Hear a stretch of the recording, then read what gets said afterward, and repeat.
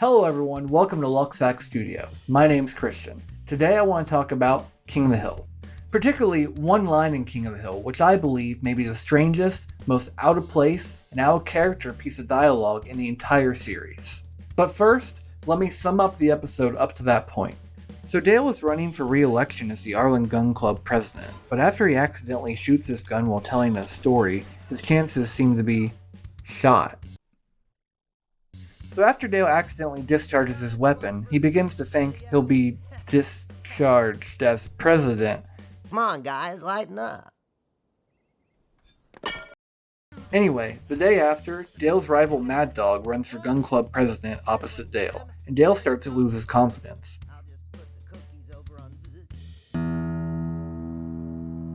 You're going down, Gribble.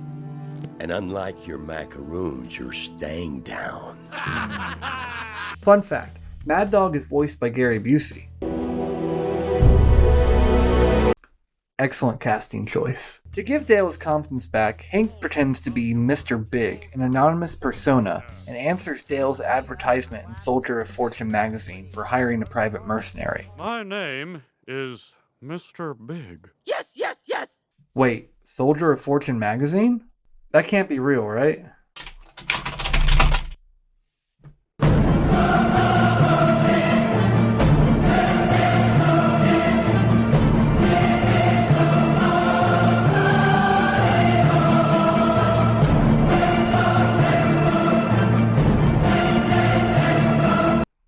It's real. So Hank, posing as Mr. Big, assigns Dale to pick up a briefcase. Hank, accompanied by Bill and Boomhauer, spy on Dale to ensure the mission goes as planned. And this is where the line in question takes place. Here it is. I'm horny. Did you hear that? Let's show it one more time. I'm horny. I'm horny? I'm horny? Really? This line completely baffled me, to the point where I went back and watched it over and over again, and even checked online to make sure I was hearing it correctly. According to my research, that is indeed the line. Personally, I found this line completely out of place, outside the character of Bill, and even outside the spirit of the show up to this point. Sure, Bill was shown to be sad, lonely, and depressed throughout the series, even having severe mental health episodes, and even suicide attempts. Lenore! Well, if you're Lenore, then where's Bill? Huh? Bill's in the house. You want me to go get him? I'm skeptical that you could, yet intrigued that you may. And yes, Bill has shown himself to be the most likely to overshare, much to the discomfort of those around him. Iggy's gonna win. She's every man's fantasy. Okay, Bill, I'll take over from here. I mean, she's got an A-plus brain and an A-minus body, but if she wears one of them push-up brassieres... Bill! However, even with those things being true, up to this point in the series, none of the characters, including Bill, have shown themselves to be so crass and direct, especially when it comes to their love lives and sexual feelings. Even though sex is often a subject in the series, it's usually veiled with innuendo, and is approached more tastefully and subtly, which I believe is one of the many charms of the show. Nancy has a headache and requires treatment. I will need about an hour. And a bottle of Asti Spumante. Arlen, Texas is shown to be a conservative small town, with its inhabitants, for the most part, being aware of this, aware of themselves, and aware of how others will perceive them in this setting.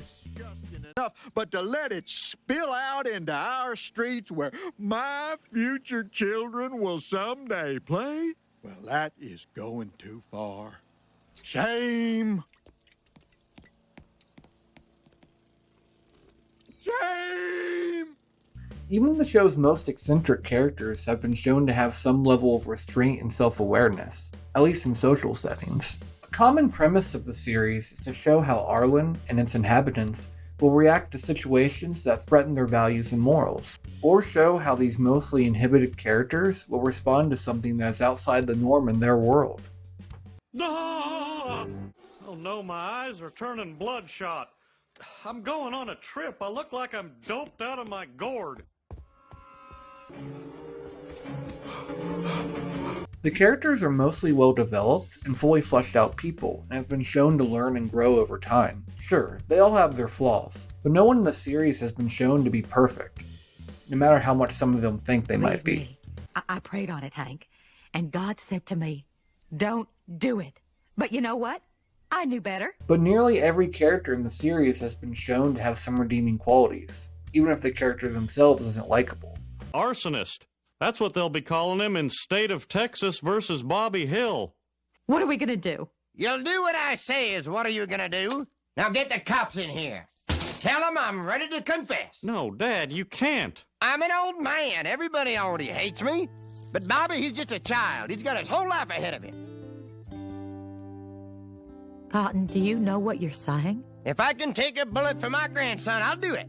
But not in the face. That's how I make my livings. When he isn't having a mental health episode, Bill is often shown to have some restraint and keep his problems to himself, choosing to contain most of his crying and sulking to the privacy of his home.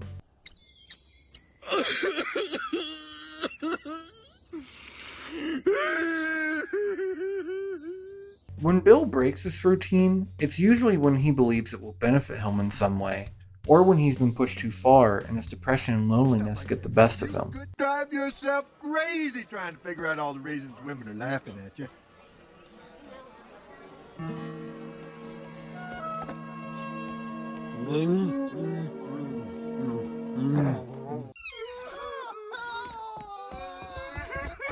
Bobby?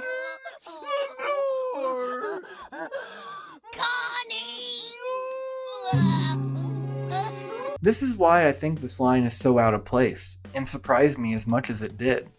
Bill complained that he was hungry in order to convince Hank or Boomhauer to get him something to eat. The line, "I'm horny," served absolutely no purpose to Bill in the context of this situation, nor was he shown to be having a particularly bad mental health day. 3 minutes. I'm starving. We'll get a snack after. And I'm horny. Yes, I know this was just a throwaway line put in by the creators for comedic effect, and yes, I know this is a comedy series, an animated comedy series at that, and it's not meant to be taken too seriously. However, I believe this one line shows the willingness of the creators to have the show's characters break character, particularly after season 5. While I love King of the Hill, even later seasons of the series, I believe season 6 marked a decline in the quality of the show. That's my purse. I don't know you. What do you think? Did this line leave you shook like it did me? Is this the strangest line in the series? Do you think the series declined after season 5? Let me know in the comments below, and thanks for watching. I'll see y'all next time. Luann, sometimes men aren't interested in what they say they're interested in. To put it bluntly, they're more interested in something else. Oh, you mean sex? No.